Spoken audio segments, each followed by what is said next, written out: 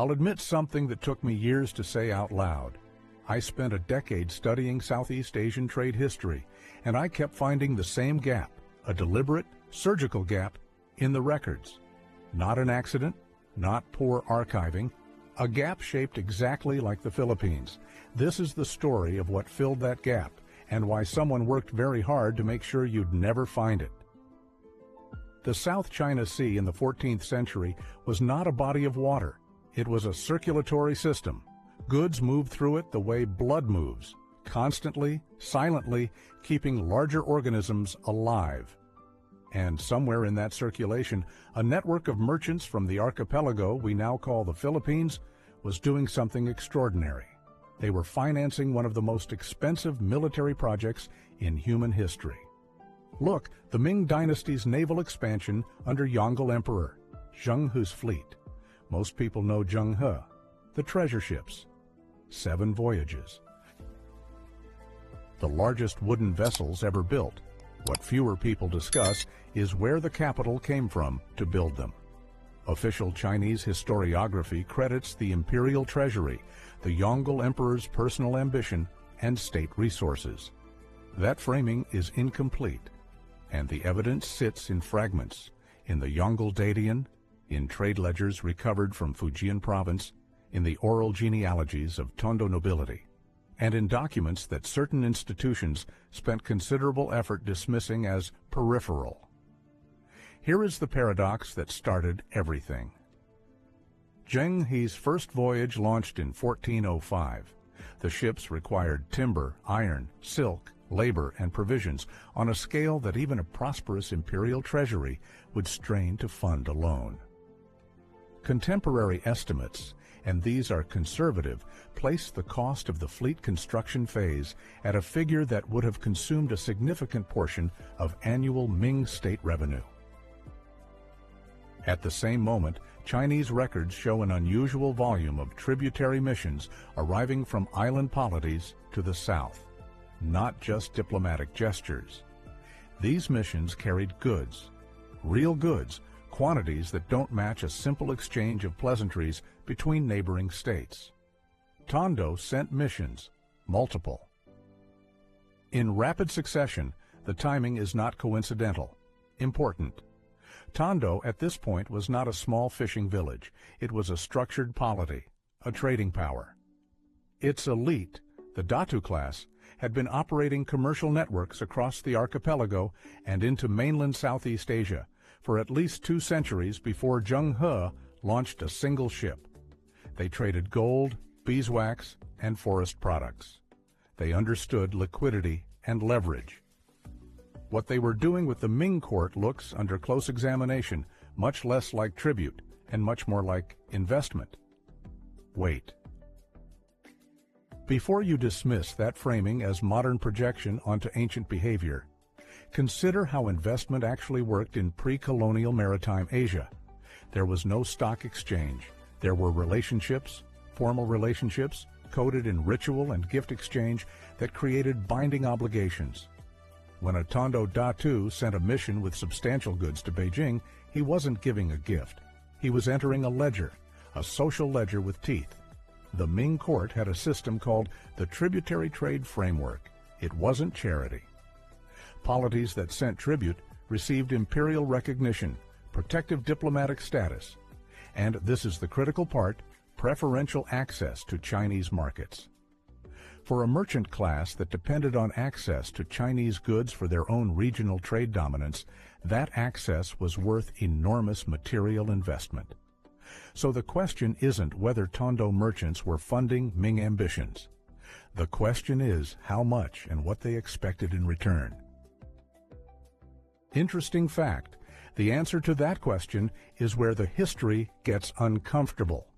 A scholar working on Fujian trade records in the late 20th century, and I'm being deliberately vague here because the documentation around this person's work is contested, identified entries in provincial shipping records that logged inbound goods from the Philippine archipelago specifically tagged for naval provisioning accounts.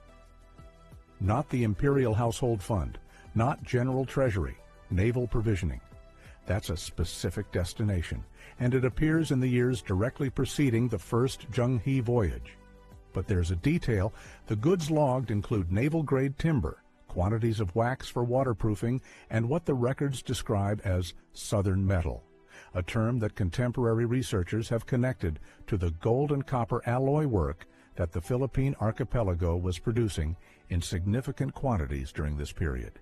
Ships need metal fittings, lots of them. And Chinese copper production at the time had constraints that made outside sourcing attractive. Interesting fact, the Butuan polity, operating from northern Mindanao, had been one of the earliest Philippine trading states to establish formal contact with China. Butuan sent its first recorded mission to Song Dynasty China in 1001, 400 years of relationship building before Zheng He ever set sail. That history doesn't disappear, it compounds. Stop for a second.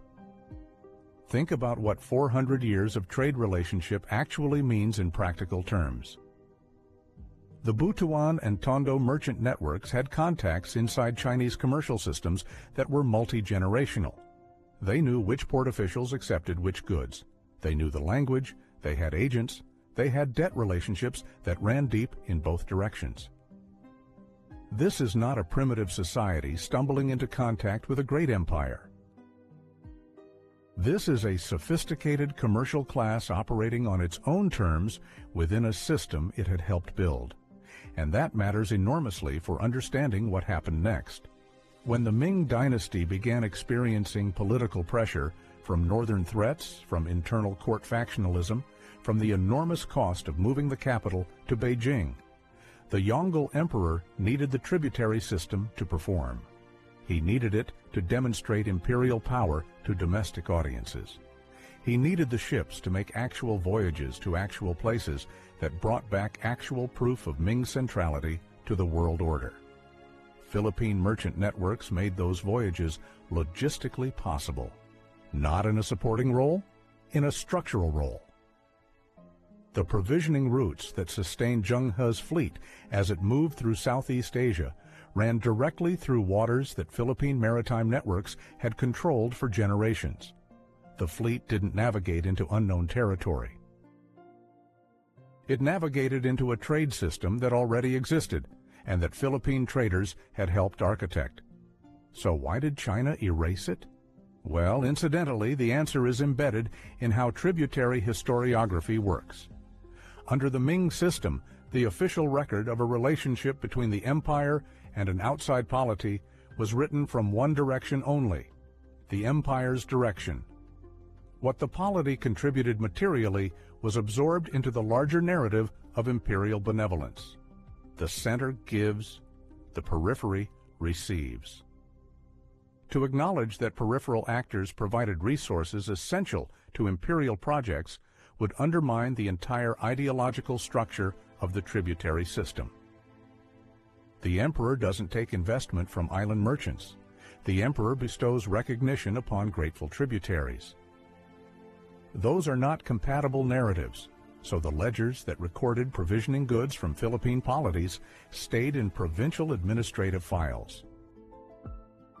They were not elevated into official dynastic history. The Mingxi, the official Ming history, compiled later under the Qing dynasty, contains the diplomatic record, the missions, the recognition, but not the material flow that made those missions meaningful from the Philippine side. The gap isn't there because someone burned documents. The gap is structural, built into a historiographical system that was never designed to record what the periphery actually contributed.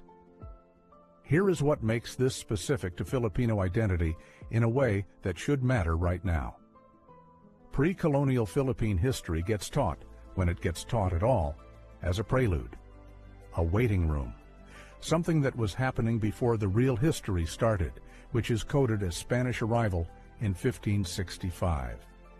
The Tondo manuscript, the Laguna copperplate inscription, the Butuan boat finds, these surface periodically and generate excitement and then drift back to the margins of the curriculum. But if Philippine merchant networks were structurally integrated into the financing and logistics of the largest naval project the ancient world had seen, that's not a prelude. That's a main event. That's a civilization operating at the highest level of regional economic and political complexity. The Laguna copperplate inscription dates to 900 CE and shows Philippine communities already integrated into a Sanskrit-influenced, debt-structured, legally sophisticated trading world. By the time of Zheng He's voyages, that sophistication had been compounding for 5 centuries. That context has been systematically underweighted, not always by malice, sometimes by the simpler mechanism of whose archives got preserved, whose got waterlogged, and whose historians had institutional support to do the work of interpretation. There is a moment in the research that I keep returning to. In the Yongle Dadian, the massive encyclopedia commissioned by the Yongle Emperor, there are sections dealing with foreign relations that scholars have only partially cross-referenced with non-Chinese sources. The full text wasn't even accessible in consolidated form until the 20th century, and significant portions were lost in fires and political upheavals. What survives contains references to island gold merchants in the context of naval provisions that don't match any officially acknowledged diplomatic record from the period. The description is brief administrative language. No drama in it, just a line item that doesn't fit the official story. That line item is still waiting for someone to build a full case around it. The archival materials exist on multiple sides, in Chinese provincial records, in Spanish-era documents that reference pre-existing Philippine commercial structures, in oral genealogies from Tondo and Tondo noble families that were recorded by Spanish friars without the friars understanding what they were actually documenting. Well, the full picture hasn't been assembled yet, not because the pieces aren't there, because the scholars who can read all 4 source languages simultaneously and who have institutional support to do the cross-referencing work are still rare. One of them is working right now.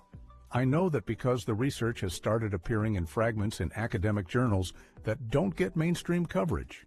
The methodology is there, the framework is there, and what that framework suggests about the next layer of this story, the specific mechanisms by which Philippine merchant capital moved into Ming naval accounts and the names attached to those transactions on the Philippine side, is going to change how this history gets told.